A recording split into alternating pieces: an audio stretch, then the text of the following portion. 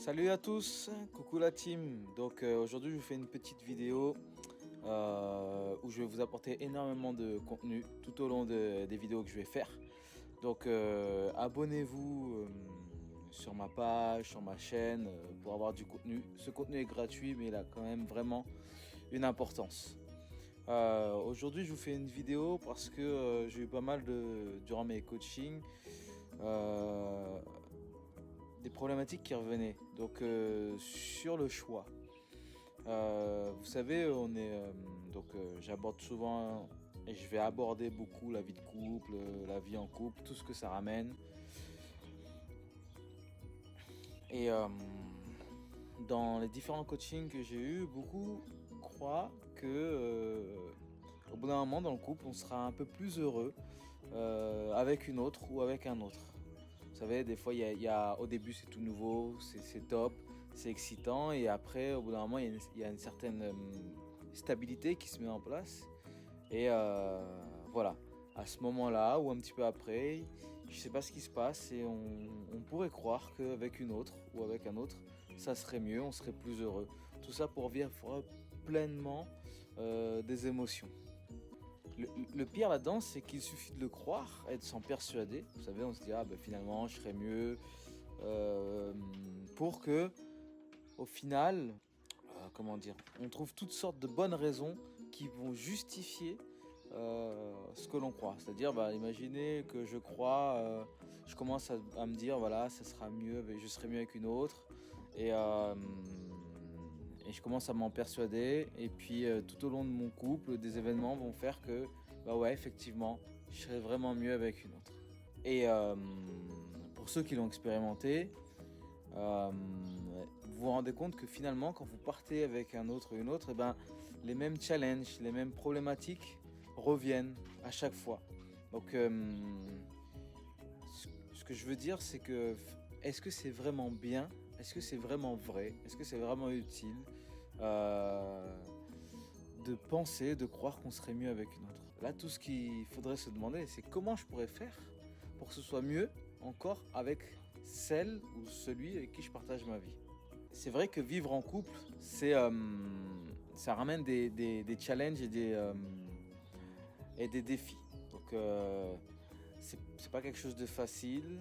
On n'a pas été éduqué forcément pour ça. À l'école, on n'a pas appris ça.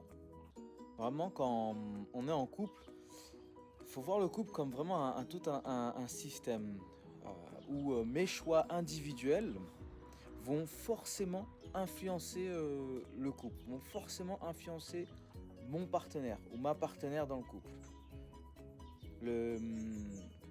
L'idée principale, c'est de se dire, quand on se met en couple,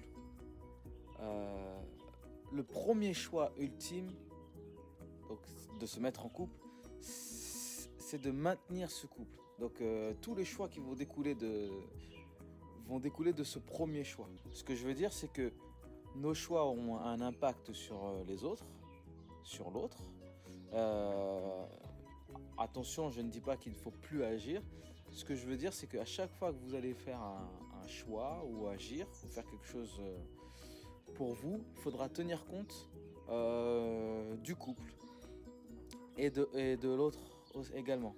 Donc savoir ce qui est important pour moi. Il faudrait savoir également ce qui est important pour l'autre. Où est-ce que l'autre peut peut-être lâcher un peu lâcher prise, ou est-ce que moi, sur certains choix que l'autre pourrait faire, je pourrais lâcher prise. Ce qui est important, c'est de savoir jusqu'à où moi je peux aller.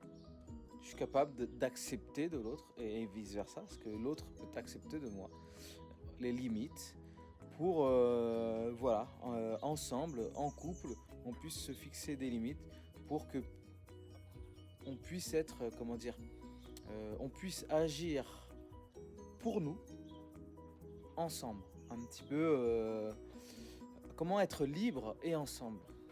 Vraiment, l'idée principale, c'est vraiment comment agir dans le meilleur intérêt du couple. Tout en me respectant moi et tout en respectant l'autre. Le premier choix ultime, c'est vraiment d'être en couple.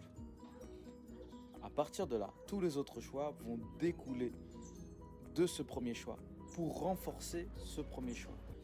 L'espace couple offre vraiment un endroit privilégié où on peut vraiment co-construire ensemble. C'est vraiment l'endroit où on va construire avec quelqu'un d'autre qui ne fait pas partie euh, de notre passé forcément. Donc vraiment l'astuce, c'est qu'à partir d'aujourd'hui, je prends conscience de l'impact de mes choix sur l'être aimé et sur notre relation de couple. Allez, ciao, bye bye.